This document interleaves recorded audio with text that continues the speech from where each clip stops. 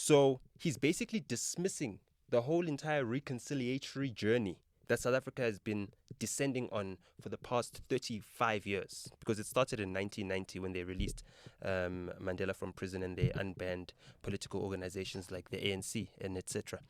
So he's sitting there thinking to himself, after all the oppression that we faced, after all of this, uh, dehumanization that we faced, after being called monkeys, baboons, gorillas, animals, everything under the sun, you know, we still have an issue with white people that think that they are being oppressed or that they are being victimized by black people. Then maybe there is no room for me to have any empathy for a white person. Maybe there is no room for me to have any respect for a white person because they relish in my suffering.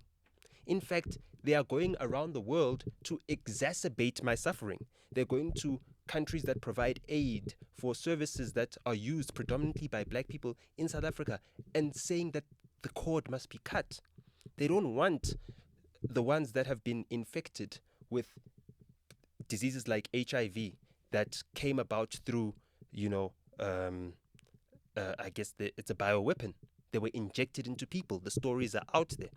You know, we spoke about the Dr. Voto Bassons of this world, you know, and everything that they've done. There are black people that live in communities that have been decimated by the heroin or nyaupe epidemic, whatever you call it. It's still heroin. You know what I mean? Over 90% of the heroin comes from Afghanistan. The farms are funded by US aid. That opium. So he's seeing all of this and saying, how heartless and evil can white people be to do this to me? Now, when you spread this narrative too far and wide, you are angering black people.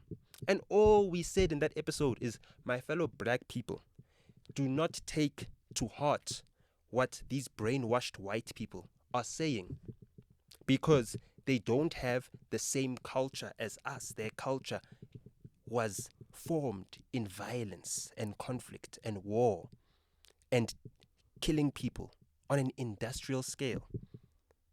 There is no black nation that has got an atomic bomb. None.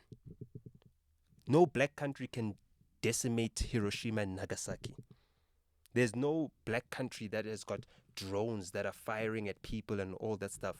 If you look at the type of carnage that is going on in Ukraine right now, when you watch the videos of the war, think about that. That's not a black country.